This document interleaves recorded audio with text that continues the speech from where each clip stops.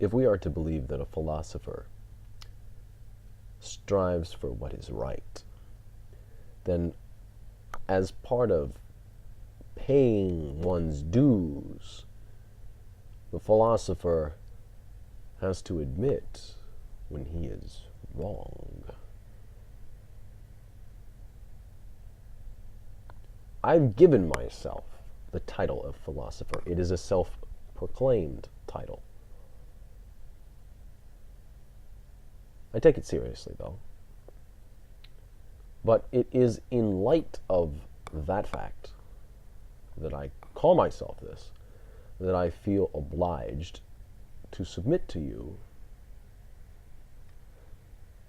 the viewers of this channel, my self-refutation. Strap yourselves in, boys and girls. It's going to be a bumpy ride. It's on the subject of God. The idea is that we can justify the existence of a non-physical world in that our physical world is made up of bodies and motion, and that the bodies themselves are the vessels of motion and not the creators of motion. Therein, motion itself could not possibly have come from the physical world, or a body. It had to come something other than a body, a non-body, I don't know, somewhere else. And in that, I was saying it was a non-physical plane of existence that then injected motion into an otherwise static world. Now, there was something fishy about it, in that it seemed Newtonian to me, and a few people pointed this out in comments and such when I had mentioned it from time to time, and of course in the dialectica with Jasper.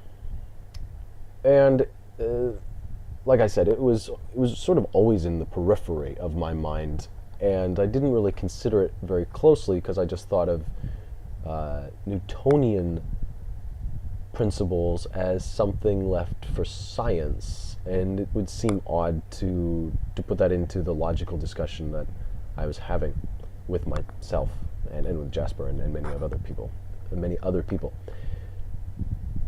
But that fishy feeling was ultimately the downfall of the argument, and it goes something like this.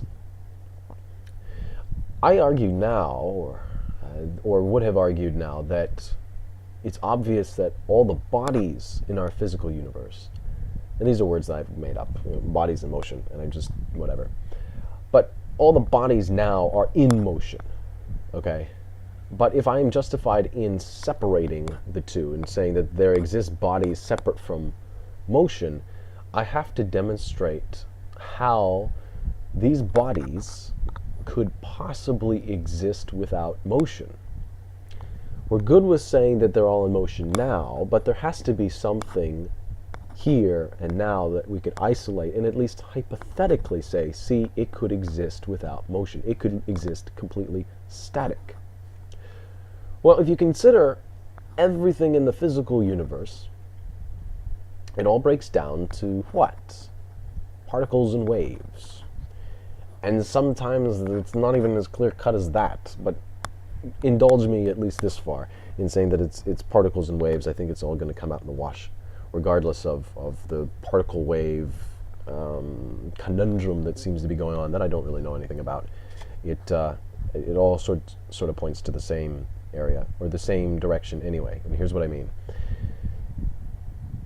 What my task would be is to find that either particles or waves could exist without motion, okay? That they could be separated and put into a vacuum, bereft of motion. And that way I could justify and say that motion is truly a concept unto itself that could have come from a non-physical universe, and that bodies are truly a concept unto itself that could exist in universes that don't have a non-physical existence attached onto it. Okay? So between our two choices, essentially, or what I've gathered, and you can help me out here if you'd be so kind, as if I'm missing any, but hear me out. First we have waves, and then we have particles.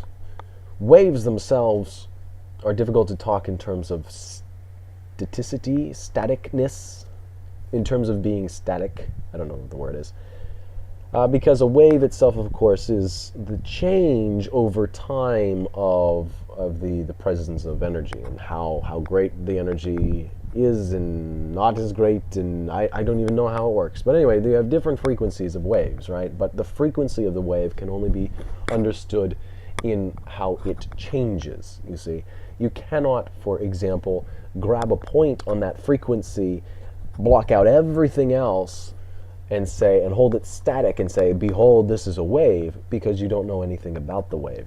That point you selected could have been in the midpoint between the max and the min. It could itself be a max or a min. You have no idea where it's at on the larger scale or the larger spectrum of the actual wave that it is participating in, that frequency that is participating in, I should say. So it seems that we're without the ability to point to waves and say, see, a wave could exist without motion. Therefore, this whole notion that energy came from a non-physical plane of existence holds weight, because we know that motion can exist without motion.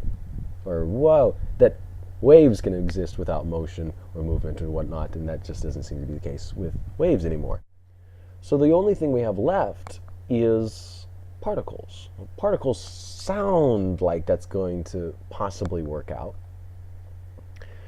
And perhaps it does. Maybe I haven't thought this whole thing through far enough. I just sort of was so blown away by what I was getting at here that I just had to make the video.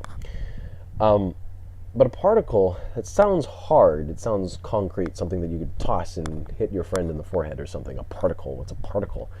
But particles, and unless I'm making a mistake here, particles at their most basic form can be understood in what? Subatomic terms, quantum terms.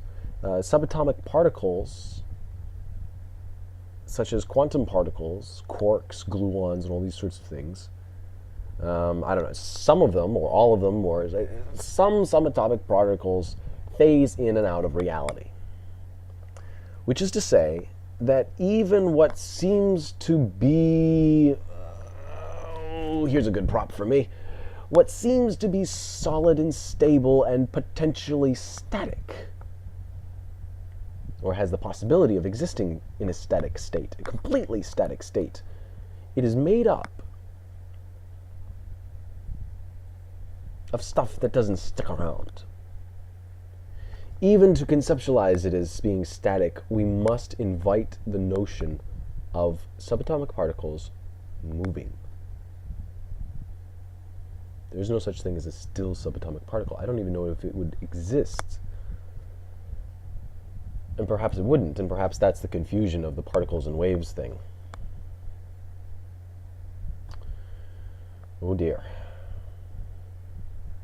So, if that's the case, if I can't separate bodies and motion, and that in fact the physical universe is an expression of motion itself, and there is no such thing as bodies, that it's just motion, and the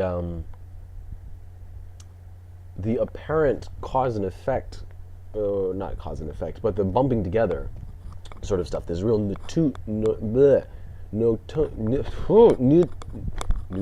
there it is, Newtonian concept of stuff smacking into each other and saying object at rest will stay at rest unless acted upon by a net force or whatever, that in fact what we're seeing here is just a very dynamic display of stuff that was moving already, that there is no such thing as an perfect rest.